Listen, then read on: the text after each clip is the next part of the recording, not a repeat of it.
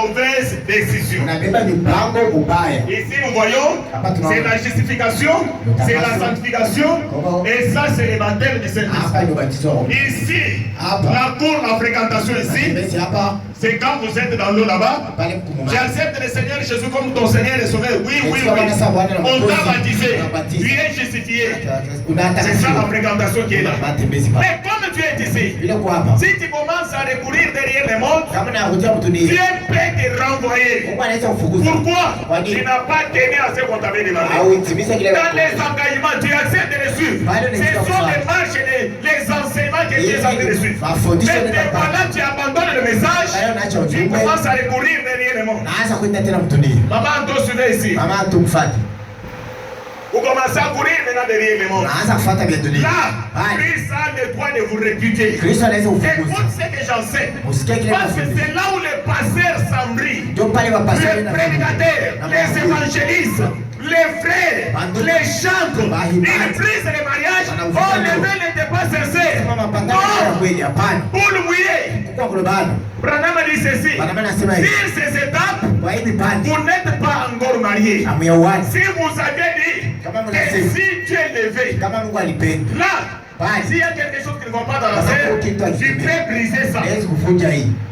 Voyez? Et si vous êtes là, sans savoir le baptême du Saint-Esprit, Christ peut te réputer. Mais Branham dit, j'ai cette déclaration ici. Si Dieu vous a baptisé du Saint-Esprit, c'est impossible de vous ravir le Saint-Esprit. C'est impossible de vous renvoyer. Parce que vous êtes une partie de lui. Et l'homme, dès qu'il passe à la 4e étape, c'est qui est la cérémonie du mariage. Cérémonie. La cérémonie du mariage. Dès qu'il est là, la cérémonie du mariage, on a consacré le mariage. Parce que quand on consacre, on te demande, tu acceptes cette femme comme votre épouse légitime? Oui, j'accepte. C'est déjà.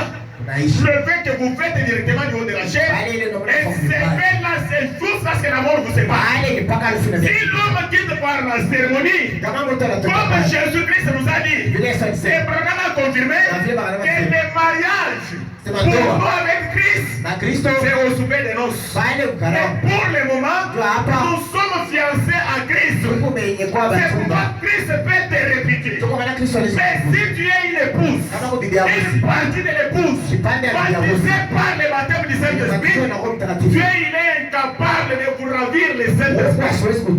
Voyez qu'il est incapable de vous ravir ça. Et l'homme qui a passé par ces 4 étapes, l'engagement, le vœu de fiançailles et la cérémonie du mariage, il ne peut pas divorcer avec la femme. Mais vous allez dire, mais Branham a dit, même s'il a dit avec lui pendant 50 ans, ça c'est pour une femme qui était dans un premier mariage et qui a brisé le mariage et il a trouvé un autre mari. Mais il ne lui a pas dit que j'étais déjà dans le mariage. Vous voyez? Il n'a pas dit à son mari que moi on m'avait déjà marié, j'avais déjà donné naissance. Une telle personne, c'est celle qu'on doit répéter. Et l'homme peut se remarier. Mais qu'est-ce que nous voyons? L'homme dit, moi je n'ai pas trouvé vierge, donc ça je dois la répéter. Elle m'avait menti, le fait n'était pas sincère. Le pasteur là, automatiquement il est divorcé. Les chantres là, automatiquement c'est un divorcé. Les diacres là, automatiquement il est divorcé. L'administrateur, automatiquement il est divorcé. Le frère là, lui, ne peut rien faire une fonction dans une église. Pourquoi? Oh non, non, je lui avais dit, ma femme elle est sorcière. Non, Branham a dit, nous allons voir l'homme. S'il peut sauter en disant, oh, je suis chrétien. Branham a dit, regardez celui qui va épouser. Et c'est ce qui reflète les ambitions qu'a cet homme. Pourquoi? Un pasteur ne peut pas briser le mariage parce que sa femme est sorcière. Non, pas que l'adultère. Il peut briser le mariage. Et l'homme il a le droit de se remarier. Si la femme a commis la prostitution, toutes les écritures l'ont jamais si je veux connaître ça. L'homme maintenant, il a la seule possibilité de répudier sa femme. Pas seulement répudier sa femme, il peut aussi pardonner sa femme. S'il aime tellement sa femme, rester avec sa femme, ce n'est pas un péché. Il peut la répudier et épouser un autre. Voyez? Mais non, elle était sorcière, elle m'avait pas dit qu'elle était sorcière. Et on attend des divorces. Les pasteurs divorcés du haut de la chaise. Mais tel tabernacle, ce sont que des flatteurs. Mais croyant comme ça derrière le pasteur, vous choisissez un pasteur divorcé et il prêche la parole. Il vous dit que non, c'est comme un bras artificiel. Écoute là où Branham parle un peu pour ça. Vous avez écouté c'est que Branham parle un peu pour ça. Branham ne nous donne pas l'accord de divorcer avec nos femmes.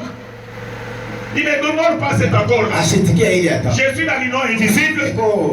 Et l'épouse de Christ. Écoute ce que frère Branham dit. Parce qu'il y a des pasteurs, comme j'ai entendu, il peut être un ancien. Mais le mariage, c'est pas de la révélation. Parce que des pasteurs a dit, ses derniers maris mais pas son mari. Branham peut parler. Une femme qui refuse de donner des enfants à son mari. Branham dit que ce dernier n'est pas son mari. Ce n'est pas le cas de répudier ta femme. Parce qu'elle est sorcière. Non, parce qu'elle est petite. Non. Est-il permis à un homme de répudier sa femme pour n'importe quel motif? Non. Pourquoi? Moïse nous a dit ça. C'est parce que vous êtes des ingrédients. Et nous avions des pasteurs ingrédients. Des pasteurs polygames. Avec des femmes, 3 femmes. Pour dire, non, l'homme lui paie. Frère, ce sont des écritures. Ce sont des écritures coupées. Ce n'est pas toute une écriture. C'est le temps qui nous fait des fois ici. Nous allons continuer avec ça. Mais écoute ce que frère Branham a dit ici. Pour que vous sachiez, il y a des gens. Non, frère Branham qui est derrière ici n'est pas son mari. C'est comme un bras artificiel. Toi qui t'as dit que comme tu as un bras artificiel, nani akuonyesha sababu mkono ya kugeza hauna na uvunje hiyo? Non, hapana. N'a pas dit de briser ça. Asisema uvunje. Pour celui qui n'a pas les dents. Kwa wale asina na meno. Comme Branham n'avait pas les cheveux. Paka vile Branham ashikwe nywele. Il pouvait continuer à porter des perruques. Aliwezi kuvala perruque. Et c'est correct. Paka vile tena. Comme il n'avait pas le dents là, on pouvait mettre le dent d'or là-bas. Et c'est normal. Mais toi tu as les dents. Qui enlève ça. Une femme ici, une femme là-bas. La femme elle est petite. Elle veut me poisonner. C'est parce que tu n'as pas Dieu. C'est pourquoi tu crains les poissons. C'est parce que tu n'as pas Dieu. C'est pourquoi tu crains les poissons. Oui. Écoute maintenant ce que frère Branham a dit. Écoutez ça. C'est très important. Branham dit, je suis la lion invisible de l'épouse de Christ. Paragraphe 84. La femme, elle a un dépôt sacré. Une vertu qui lui a été confiée par son Seigneur. Une certaine vertu. Il n'y a que la femme qui détient cela. C'est vrai. Cela lui a été confié par Dieu. Elle ne doit pas suyer cette vertu. Même que si elle fait quelque chose de mal, oui, vous pouvez être dans les mariages, ta femme a fait quelque chose de mal. Elle doit le confesser à son mari avant qu'il la prenne avec lui. Ça fait que vous êtes dans la fréquentation et que vous vivez ça. Comme je vous ai dit, la sœur, si tu as été déjà marié, tu dois parler ça à ton mari qui va t'épouser. Et moi ici, j'étais dans les mariages, on m'avait déjà épousé, j'avais donné naissance, je n'avais pas donné naissance. Moi ici, j'ai ceci, mon mari était décédé, mon mari m'avait renvoyé. Et l'homme ne peut pas épouser une femme pendant que son mari est vivant. C'est pas pour les frères de référence. Elle doit confesser à son mari avant qu'il apprenne avec lui. Elle doit redresser la sorcière. Séparée pour l'église. Il avait été marié à la loi. On nous ramène à l'Ancien Testament. Elle doit se présenter devant Christ avant le second mariage. Ça, c'est les Écritures. Mais l'épouse que tu veux épouser là, elle n'était pas encore dans le mariage. Parfois, elle n'était pas têtue chez elle. Mais à cause de ta mauvaise vie, sa femme est devenue têtue. On passait, pendant que je l'ai fréquentée, elle ne m'avait pas dit qu'elle était têtue. Elle ne m'avait pas dit qu'elle était sorcière. Parce que tu n'avais pas bien prié. Pourquoi tous ces ennuis? Parce que l'homme regarde seulement la beauté. Et il s'empare de la beauté. Si vous pouvez regarder à Dieu et prier, Seigneur, est-ce que c'est ton plan? Parce que si ce n'est pas ton plan, Dieu va te révéler la chose. C'est ce que frère Branham dit dans les mariages et les divorces. Mais que le mariage, c'est une révélation. Il faut que Dieu te révèle ta femme. Pour moi, si tu pars épouser une femme sorcière, donc toi aussi tu es sorcier. Oh, j'ai divorcé avec cette femme. Et j'ai trouvé beaucoup de pasteurs. Ils prêchent l'évangile et ils rassemblent les messes de cette manière. Parce que ce sont que des briques. Ils ne connaissent rien du message. On vient là-bas avec des écritures coupées. Ne confesse pas. Non, on a besoin. Elle était dans le premier mariage. C'est pourquoi Branham nous ramène à la loi. Il dit que nous étions mariés au diable. Nous étions les femmes du diable. C'est le diable qui dominait sur nous. Cette fois-ci, je vais divorcer avec lui. Je pars maintenant à Christ.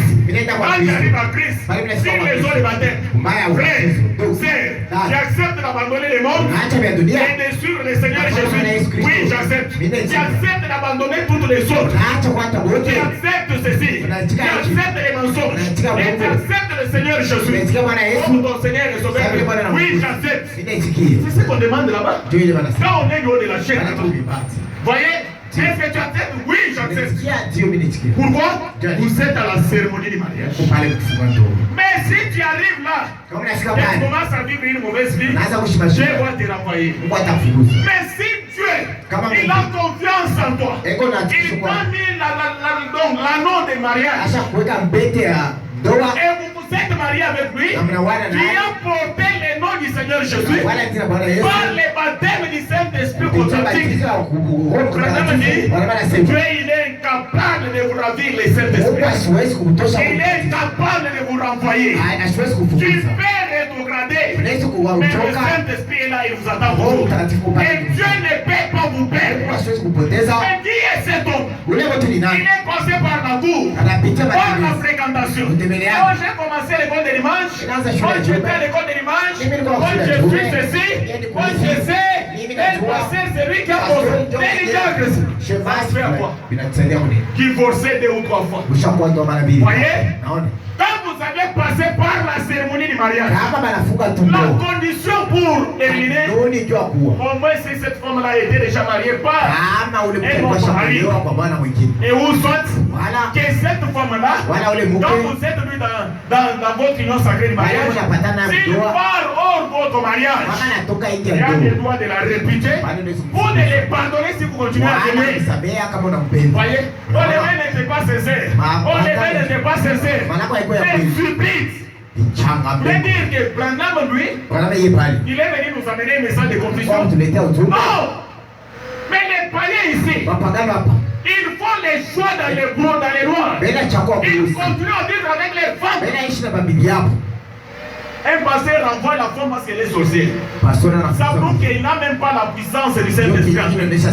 Parce que ça, c'est un démon. Comme le démon de la maladie. Tu dois délivrer ta femme avant de délivrer l'église. Voyez? Frères et sœurs, qu'est-ce que nous voyons dans les tabernacles? C'est quoi ça? Écoutez, je vous lis d'abord le prophète. Pour les pasteurs qui sont du haut de la chair, envers les femmes. Je prends le reste, là nous allons continuer par la suite. Les noces de l'agneau. Paragraphe 73. Paragraphe 73. Écoutez ce que le prophète dit. Les noces de l'agneau. Paragraphe 73. On n'était pas ce seul. Il y a même les pasteurs. Ils en brillent. Vous savez, ici, mon père a envoyé sa femme. Quand il est en train de parler, il est en train de monter la cour, l'engagement, la décision, le fait de promesses ici. Quand vous le faites devant le public, si vous l'avez fait dans les secrets, automatiquement vous êtes marié. Mais quand vous êtes passé par la cérémonie, ce n'est pas l'histoire des gens là. Non, non. Même si vous êtes parti dans votre maison, pas même les cérémonies, c'est sûr. Mais que les pasteurs ou les ministres ont délivré votre mariage, automatiquement vous êtes marié. Il n'y a que des choses qui peuvent vous séparer. Ce n'est pas l'entêtement. Ce n'est pas parce que la femme t'injurie aussi. Ce n'est pas parce que la femme elle est petite. Non. Il n'y a que l'adultère qui peut vous séparer de cette femme. Il y a que aussi, si cette femme était mariée par un autre mari, et le mari là, peut-être ils ont donné naissance, ils n'ont pas donné naissance. À ce moment-là, c'est ce que Branham a dit là-bas, dans l'union invisible de l'épouse. Elle doit les confesser. Si parfois la jeune fille était vierge, ou elle n'était pas vierge, elle doit dire à son mari, mon chéri, oui. Moi ici, j'avais gâché quelque part avec un tel messie. Quand j'étais à ma jeunesse, j'ai connu un tel messie qui m'a déviergé. Où je mettais les gens de vierger. Si l'homme veut vous pardonner, ça va. Si l'homme ne veut pas. Quand, avant la cérémonie du mariage, si elle vous a caché peut-être, mais un jour on a prêché sur ça, elle est venue vous demander pardon. Oui, tu dois la pardonner. Parce que si vous ne la pardonnez pas, vous ne serez pas aussi pardonné. Et non pas je vais la renvoyer. Non, non, il y a des erreurs qui se commettent. Qui se commettent plutôt dans la vie. Parfois les enfants disent même papa, ou disent même mère. Ils se sont couplés pendant qu'ils étaient enfants. Dès que c'est un insecte là-bas, et on va les amener devant un serviteur, il doit prier pour enlever cette malédiction-là. Mais ce n'est pas une procession, ce n'est pas quelque chose pour dire qu'elle était déjà mariée. Non, des écritures mal comprises. Et nous trouvons des gens comme ça. Un pasteur avec une femme, il prêche les soi-disant messages. Un pasteur avec des femmes. Donc il a renvoyé des femmes. Il a renvoyé peut-être 6 femmes. On lui dit non, je n'ai jamais été marié. Il interprète mal les écritures. Pourquoi Dieu travaille avec moi? Il y a des miracles. Mais ne sautez pas plus haut que votre vie. La vie prouve que malgré les miracles, malgré la prédication, malgré tout ce que tu fais, toi, il n'a jamais compris le mariage et le divorce. Écoute, Branham. 73. Les noces de l'agneau. Oh, je termine par là. Excusez-moi. Et c'est parti, c'est là-bas, page 26. Tradition là-bas de Dieu. Il dit, certaines de nos églises dont j'ai parlé lèvent les barrières. Elles mettent dans l'église des diacres et autres, et parfois même des pasteurs. Ils se sont mariés 4 ou 5 fois. Et certaines entre eux, ils filment la cigarette 10. Ils vont faire cela. Ils se conduisent bien. On prend un homme du bar, un soir, et on les met à la chair le soir suivant. Je ne crois pas à une telle chose. Je crois qu'un homme doit être éprouvé. C'est vrai, être éprouvé.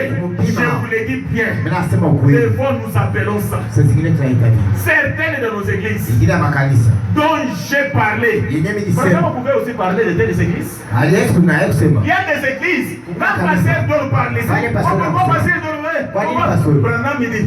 certaines de nos églises dont j'ai parlé. parler. Lève les barrières. Un diacre divorcé. Un diacre avec des femmes. Un pasteur divorcé. Je n'ai jamais été marié. Branham dit qu'un homme qui embrasse une femme, il est dans l'obligation de la marier. Est-ce que tu avais embrassé ces sœurs-là? Il est dans l'obligation de la marier. Oh, je n'ai jamais marié. Branham dit quand vous vous êtes baisé, c'est une prostitution. Est-ce que vous l'avez fait? Oh, il a dit pendant 10 ans, 15 ans. Il n'a pas dit ça pour toi. Il a dit pour une femme qui était dans le mariage et qui est venue au second mariage. Comme nous aussi nous étions mariés par les morts, mais nous sommes venus à Christ. Nous devons tout confesser. Seigneur, pardonne mon mensonge. Oh, tu sais que quand j'étais jeune, j'avais avorté, tu sais que j'avais tué, je ne tuerai plus encore. Je ne vais pas mentir encore. Je t'accepte comme mon Seigneur. Et frère Jésus-Christ, comme tu as divorcé avec le diable, tu viens te marier avec. Oh, mon chéri, tu viens me marier, c'est pas que je fais beaucoup. Mais je ne vais pas te faire du tort. Moi ici, on m'avait marié par tel frère. On avait des enfants, les deux enfants là sont chez nous. Pour les laisser partir avec ça. Moi ici, on n'a pas donné naissance, mais on était dans les mariages pendant du sang. Est-ce que tu acceptes de m'épouser comme ça? Oui, j'accepte. Est-ce que tu acceptes? Non, je n'accepte pas. On va faire des affaires. C'est ça. Parfois le mari est déjà décédé. Vous parlez sans votre mari. Dans votre goût, vous parlez si vous étiez déjà des vierges. Mais c'est arrivé que vous êtes rentré dans le mariage. La femme, elle était dans une ignorance. Il est venu vous parler. Hé, Théo, elle m'a dit qu'elle était déjà vierge. Elle m'a dit non et non. Allez, viens ici. Frère, regarde ce que les Écritures disent. Allez, prends ta femme, allez-y. Quand Branham a prêché le mariage, il y avait un frère qui priait dans son église. Et moi qu'il savait commis des erreurs. Après que Dieu a parlé, ils sont venus avec les femmes au bureau. Oh, frère Branham, je ne vais pas aller à l'affaire. Voilà cette femme ici. On a fait ça. Elle était ceci. Cette femme, c'est la quatrième. Maintenant, j'aimerais la réputer pour aller au ciel. Branham n'a dit pas question. Quoi vivre avec votre femme? Les autres, vous connaissez ça par le discernement. Mais qui est le pasteur aujourd'hui? Parce qu'il est pasteur, il est bishop, il est révérend, parce qu'il est un ancien, il est ceci, il accepte pour que l'homme brise le mariage. Et il lui donne l'autorisation. Pendant que cette femme-là n'a pas commis l'adultère. Au cas contraire, c'est le pasteur là qui a une adultère. Pourquoi toi tu veux t'épouser les femmes et les renvoyer? Épouser les femmes et les renvoyer. Vous voulez nous parler des célibataires? Non! Tu n'es pas dit d'être dans l'incapacité. Assieds-toi dans la chaise. Et il y a des diacres pour mouiller. Ils sont là pour flatter les pasteurs. Flatter des prédicateurs. Même toi, prédicateur, je vais vous lire. Si peut-être dans votre fréquentation, la jeune sœur vous a dit de votre samedi passé.